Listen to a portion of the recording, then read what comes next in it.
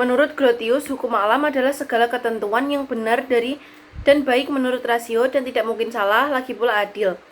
Contohnya, misalnya orang harus menghormati milik orang lain, harus menghormati orang lain, harus mengganti kerugian yang ditimbulkan karena kesalahannya, harus menepati janji, dan harus mengembalikan milik orang lain yang ada padanya secara tidak sah. Ketentuan ini di mana saja ada, baik dalam negara modern maupun dalam negara yang masih primitif.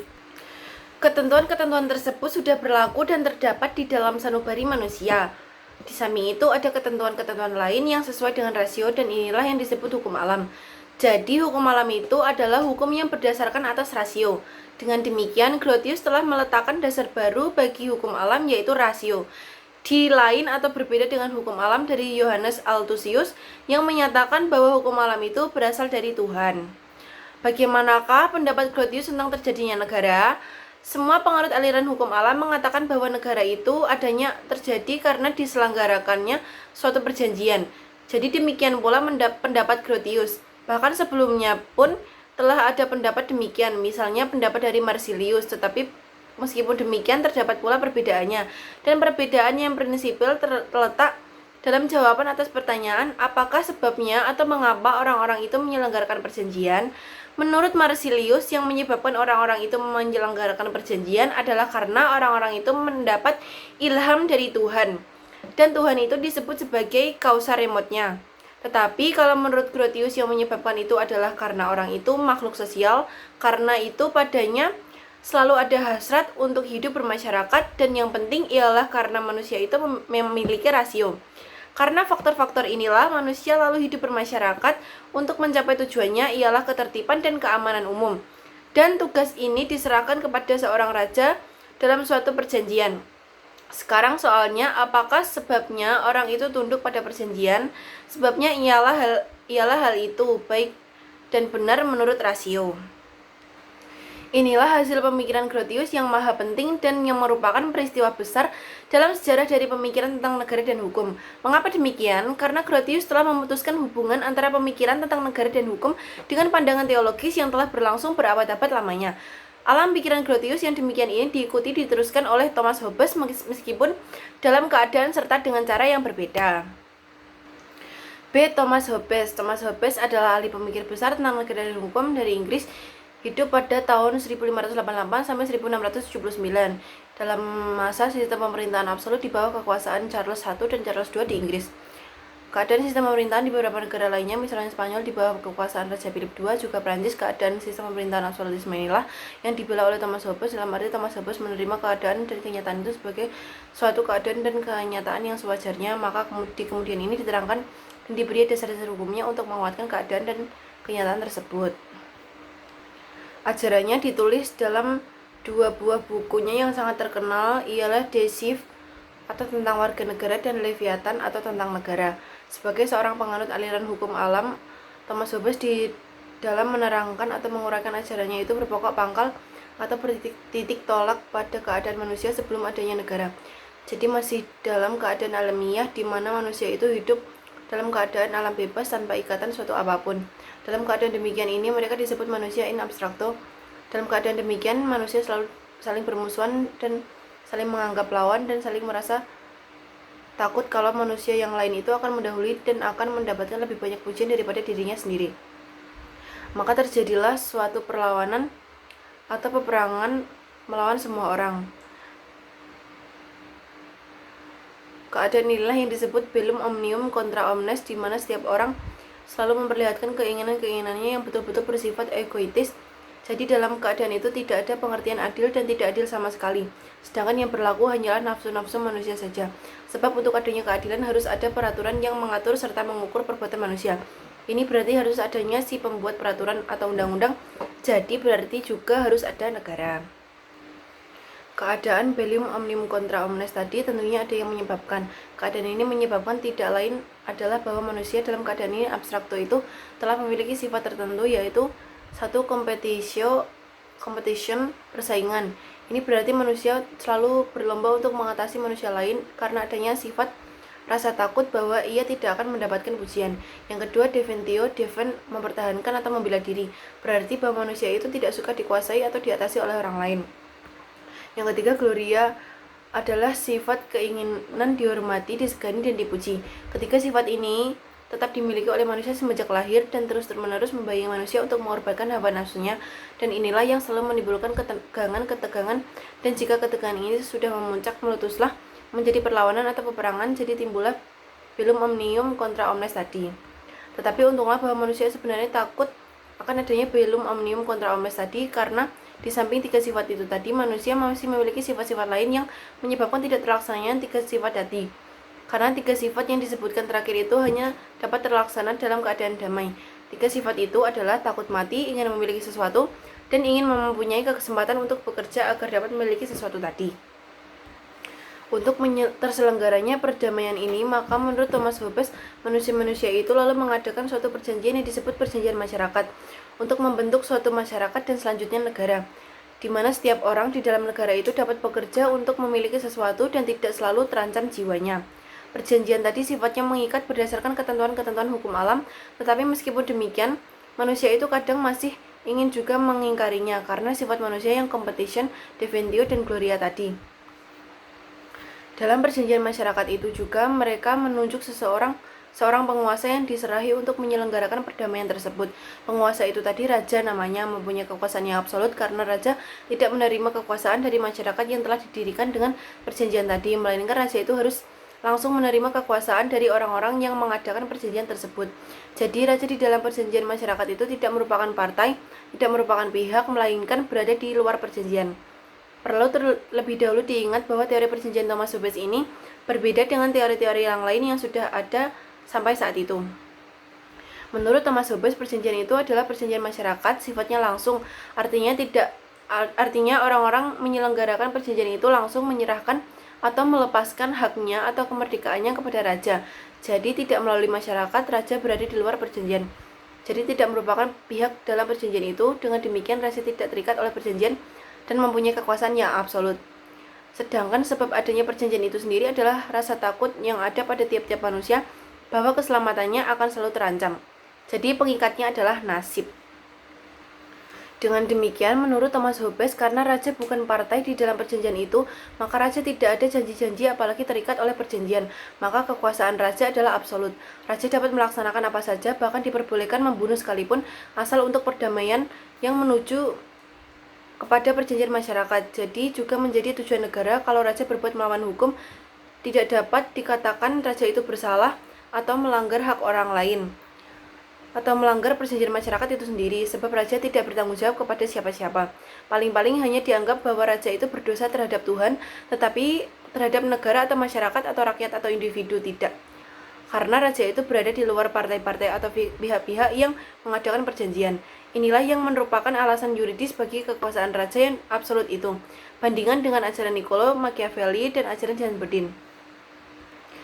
Di samping itu masih ada alasan atau dasar lain bagi kekuasaan raja yang absolut tadi, yaitu tujuan daripada perjanjian atau tujuan negara itu sendiri ialah perdamaian. Berdasarkan ini, maka menurut Thomas Hobbes tidaklah benar kalau kekuasaan penguasa atau raja dibatasi, sebab kalau kekuasaan dibatasi maka akan selalu menimbulkan persoalan, yaitu persoalan tentang batas itu sendiri. Persoalannya ialah satu, dengan apakah kekuasaan penguasa atau raja akan dibatasi. Yang kedua, sampai manakah pembatasan kekuasaan penguasa atau raja itu. Persoalan mana tentu akan selalu menimbulkan perdebatan-perdebatan di dalam masyarakat atau negara. Perdebatan itu kalau tidak dapat diselesaikan tentu akan menimbulkan pertentangan-pertentangan. Pertentangan itu kalau sudah memuncak akan meletus menjadi atau menimbulkan peperangan-peperangan. Ini tentu akan mengancam terselenggaranya perdamaian. Maka dari itu, kekuasaan penguasa atau raja itu tidak usah dibatasi saja, biarlah tetap bersifat mutlak atau absolut. Kekuasaan raja yang bersifat absolut meliputi segala segi kehidupan dalam masyarakat, baik yang bersifat keduniawian maupun yang bersifat kebatinan atau kepercayaan, misalnya soal agama, sehingga dapat dikatakan bahwa manusia tidak mempunyai kepribadian lagi, sebab ternyata bahwa kebebasan individu amatlah terbatas, yaitu terbatas hanya pada hal-hal yang belum diatur oleh raja, sedangkan pada asasnya raja dapat mengatur apa saja untuk menyelenggarakan perdamaian. Thomas Hobbes adalah seorang penganut agama. Ia percaya kepada adanya Tuhan, jadi bukan sembarang ateis. Tetapi pendapatnya mengenai hubungan antara negara dengan gereja adalah bahwa gereja itu menjadi menjadi satu dengan negara, dan raja adalah pemimpin daripada gereja-gereja dengan kekuasaannya yang absolut. Jadi bedanya dengan Niccolo Machiavelli adalah kalau Niccolo Machiavelli memisahkan antara agama dengan pemikir tentang negara dan hukum, sedangkan Thomas Hobbes menempatkan pemikiran tentang negara dan hukum itu justru di atas agama. C. Benedictus de Spinoza. Benedictus de Spinoza adalah seorang sarjana Belanda. Ia hidup pada tahun 1632 sampai 1677. Bukunya yang terpenting dalam pemikiran tentang negara dan hukum adalah Etika, yang disusun secara geometris, dan Traktat Teologis Politik. Meskipun dia adalah seorang sarjana hukum alam, tetapi dalam banyak hal pendapatnya adalah sangat berbeda. Spinoza mengatakan bahwa hukum alam itu bukanlah suatu solen, akan tetapi adalah suatu sein. Jadi dengan demikian Spinoza tidak mengatakan bagaimana orang itu seharusnya, tetapi yang dinyatakan adalah bagaimana orang itu dalam keadaan yang sewajarnya. Menurut Spinoza, manusia itu baik waktu masih dalam keadaan alamiah maupun sesudah bernegara, perbuatannya tidak semata-mata berpedoman atau didasarkan pada rasio saja. Akan tetapi sebagian besar dari perbuatan manusia itu dipengaruhi oleh hawa nafsunya. Malahan inilah yang memberi corak pada perbuatan manusia. Lebih lanjut, Spinoza mengatakan bahwa jika perbuatan manusia itu hanya didasarkan atas rasio saja, ini belum memberikan kepuasan. Oleh karena manusia sebagai makhluk sosial membutuhkan perdamaian. Sebaliknya, jika perbuatan manusia itu hanya didasarkan pada atas nafsunya, seperti dalam keadaan alamiah, juga tidak akan memberikan kepuasan karena di samping nafsu manusia memiliki rasio. Sifat-sifat kodrat manusia yang demikian ini tidak akan dilepaskan meskipun manusia itu telah hidup dalam negara. Maka salah satu soal yang dikemukakan oleh Spinoza adalah bagaimana mungkinnya orang yang semula hidup dalam keadaan alam bebas, dalam keadaan alamiah, beralih ke keadaan bernegara di mana ia hidup di bawah kekuasaan negara dan selalu terikat oleh semua peraturan-peraturan atau undang-undang. Hal ini dijelaskan oleh Spinoza bahwa dalam keadaan alamiah manusia itu memang hidup dengan segala hawa nafsunya, tetapi hal ini tidak memberikan kepuasan karena sebagai makhluk sosial manusia itu ingin hidup dengan damai, aman, tentram, dan tanpa kekuatan. Untuk mencapai tujuan inilah maka manusia membentuk negara. Tentang terjadinya negara menurut Spinoza, apakah itu karena perjanjian masyarakat ataukah tidak begitu terang, karena ia hanya menerangkan secara logis peralihan dari keadaan alamiah ke keadaan bernegara. Tugas negara menurut Spinoza adalah menyelenggarakan perdamaian, ketentraman, dan menghilangkan ketakutan. Maka untuk mencapai tujuan ini, warga negara harus mentaati segala peraturan dan undang-undang negara. Ia tidak boleh membantah meskipun peraturan atau undang-undang negara itu sifatnya tidak adil dan merugikan. Sebab jika tidak demikian, maka keadaan alamiah akan timbul kembali. Jadi dengan demikian kekuasaan negara adalah mutlak terhadap warga negaranya. Hanya dua hal yang tidak dapat dikuasai oleh negara secara mutlak, yaitu berpikir dan menimbang. Maka akibatnya bila sebagian besar daripada warga negara yang tidak mau tunduk, tidak mau taat, negara tidak dapat berbuat apa-apa. Mengenai bentuk negara yang dipilih Spinoza adalah bentuk aristokrasi, sebab di sini yang berkuasa adalah beberapa orang dan dasar kekuasaannya akan lebih kokoh dan kuat daripada dalam monarki yang hanya diperintah oleh satu orang saja, yang selalu dipengaruhi oleh kepentingan pribadi, apalagi kalau sifatnya turun-temurun. Jadi pokoknya monarki ditolak. Pemikiran Spinoza belum sampai pada demokrasi karena ia telah meninggal. Dari seluruh ajarannya, Spinoza lebih memperlihatkan cara berpikir yang berdasarkan atas kenyataan dan telah mengganti pandangan yang abstrak tentang susunan pemerintahan dengan suatu pandangan yang berdasarkan atas kenyataan, di mana keadaan-keadaan yang nyata menguasai pikiran tentang negara dan hukum seluruhnya. Kecenderungan memperalihkan dari jenis berpikir secara abstrak ke arah praktek kenegaraan tampak lebih jelas pada alam pikiran seorang sarjana Inggris yang merupakan jembatan antara pemikiran tentang negara dan hukum pada abad ke-17 dengan pemikiran tentang negara dan hukum pada abad ke-18, dengan akibat bahwa pemikiran tentang negara dan hukum pada abad ke-18 bersifat lain sama sekali dengan sifat pemikiran tentang negara dan hukum pada abad ke-17. Sarjana tersebut yang dimaksud adalah John Locke. John Locke adalah seorang ahli pemikir besar tentang negara dan hukum dari Inggris, hidup pada tahun 1632 sampai 1704 di bawah kekuasaan pemerintahan William III, yang sifat pemerintahannya adalah monarki yang sudah agak terbatas, dan dengan demikian bahwa seluruh ajaran John Locke, terutama ajarannya tentang negara dan hukum, berhubungan langsung dengan dan mengandung gambaran yang jelas serta bersifat pembenaran pemerintahan monarki terbatas yang diciptakan oleh William III bersama permaisurinya Mary. Ajaran John Locke tentang negara dan hukum nantinya akan merupakan jembatan antara pemikiran negara dengan hukum pada abad ke-17 dengan pemikiran negara dan hukum pada abad ke-18. Dan dengan demikian hukum alam pada abad ke-17 mengalami suatu pertumbuhan serta perkembangan yang sama sekali lain daripada pertumbuhan serta perkembangannya yang semula. Ini disebabkan karena adanya faktor-faktor yang terletak di luar objek dari pikiran yang sebenarnya, di luar pikiran yang abstrak. Dari ajaran John Locke nanti yang perlu mendapatkan perhatian istimewa adalah tentang pendapatnya mengenai hak-hak alamiah manusia yang tidak dapat diserahkan kepada masyarakat dengan melalui atau jalan suatu perjanjian. Sebab ajaran atau pendapat itu membuka kemungkinan besar timbulnya ajaran tentang hak-hak dasar manusia. Dengan demikian, dalam banyak hal ajaran John Locke adalah merupakan lanjutan daripada ajaran kaum monarkomaken. Oleh karena hal ini berarti diadakannya pembatasan-pembatasan terhadap kekuasaan negara demi perlindungan kepentingan individu. Mengenai pendapatnya tentang hukum alam, pendapat John Locke masih sama dengan pendapat-pendapat sebelumnya, yaitu bahwa hukum alam tetap mempunyai dasar rasional dari perjanjian masyarakat yang timbul dari hak-hak manusia dari keadaan alamiah, tetapi cara berpikir yang bersifat logis, deduktif, matematis telah dilepaskan dan diganti dengan suatu cara berpikir yang realistis dengan memperlihatkan sungguh-sungguh praktek ketatanegaraan hukum. Dan inilah yang kemudian menimbulkan teori-teori baru seperti kesabaran, pembagian kekuasaan, ajaran tentang hak asasi dan hak dasar manusia, dan kekuasaan perundang-undangan dilakukan oleh suatu dewan perwakilan rakyat. Ajaran John Locke itu nanti semua akan mempengaruhi pemikiran tentang negara dan hukum pada abad ke-18, bahkan malahan akan berkembang lebih lanjut dalam pemikiran tentang negara dan hukum pada abad ke-18. Tidak hanya itu, bahkan malahan dipraktekkan. Ajaran John Locke tentang negara dan hukum ditulis dalam bukunya yang terkenal yaitu Two Treatises on Civil Government. Semula tujuan daripada aliran hukum alam itu adalah untuk membatasi kekuasaan absolut daripada negara atau state absolutisme yang diciptakan antara lain oleh Niccolo Machiavelli dan John Bodin.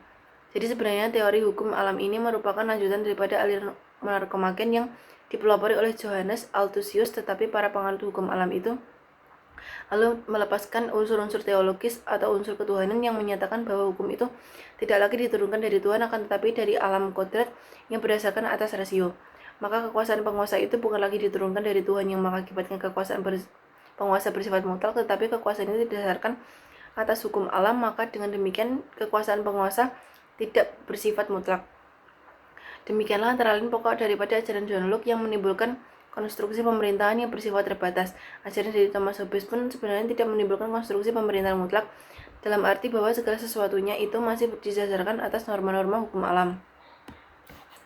John Locke sebagaimana ia ahli pemikir dalam hukum alam mendasarkan juga teorinya pada keadaan manusia dalam alam bebas. Dan memang menganggap bahwa keadaan alam bebas atau keadaan alamiah itu mendahulunya adanya negara, dan dalam keadaan itu pun telah ada perdamaian dan akal pikiran seperti halnya dalam negara. Pendapatnya ini berbeda dengan pendapat Thomas Hobbes karena Thomas Hobbes mengatakan bahwa dalam keadaan alamiah itu tidak ada aturan, tidak ada perdamaian. Jadi keadaannya lain sekali dengan keadaan negara. Selanjutnya menurut John Locke, dalam keadaan alam bebas atau alamiah manusia telah mempunyai hak alamiah, yaitu hak manusia yang dimilikinya secara pribadi. Hak alamiah yang dimaksudkan adalah 1. Hak hidup, 2. Hak kebebasan atau kemerdekaan, 3. Hak milik akan memiliki sesuatu. Jadi menurut kodratnya manusia itu sejak lahir telah mempunyai hak-hak kodrat, hak alamiah, dan yang oleh John Locke disebut hak dasar atau hak asasi. Ini pun berbeda dengan pendapat Thomas Hobbes yang berpendapat bahwa dalam keadaan alam bebas itu manusia belum mempunyai hak apa-apa. Jadi menurut kodratnya manusia itu lahir tanpa hak apa-apa.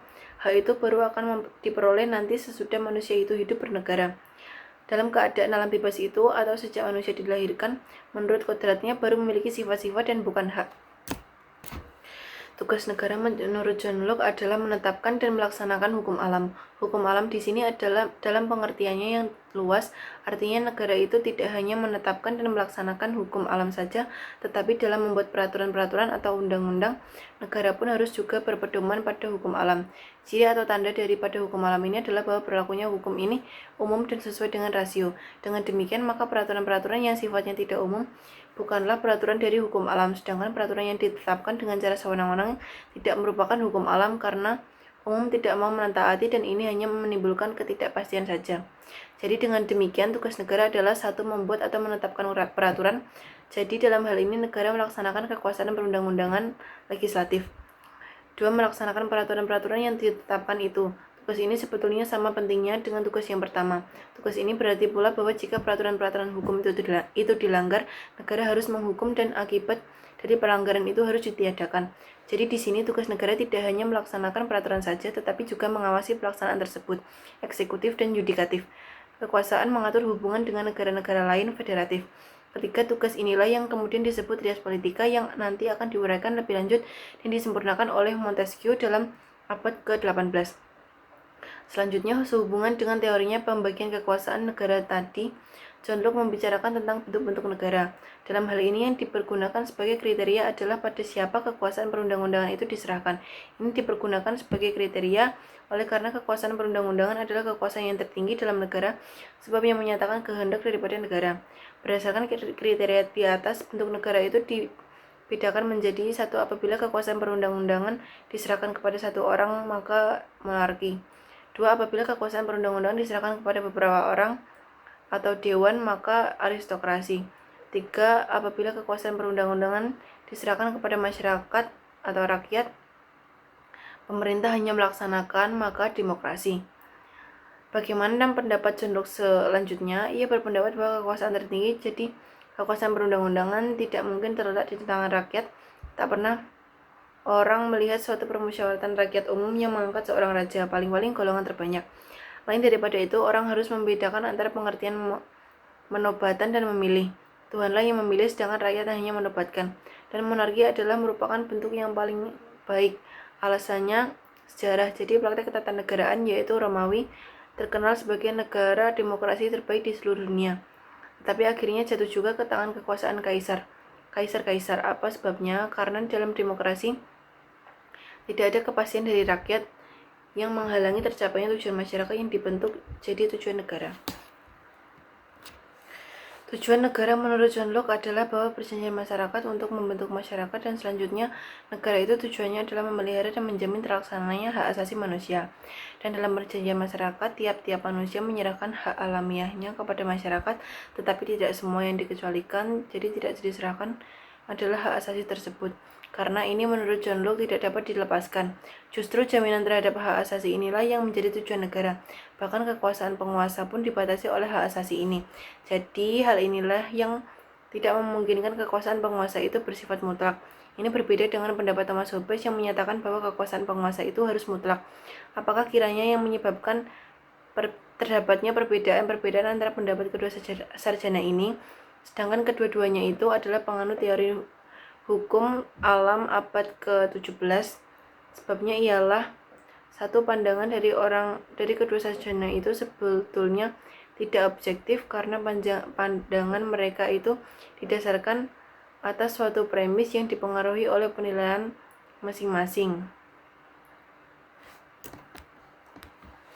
Yang kedua, hipotesa dari kedua sarjana itu berbeda. Hipotesanya adalah manusia dalam keadaan alamiah, manusia dalam keadaan alam bebas, manusia in abstracto. Yang ketiga, tujuan daripada perjanjian masyarakat.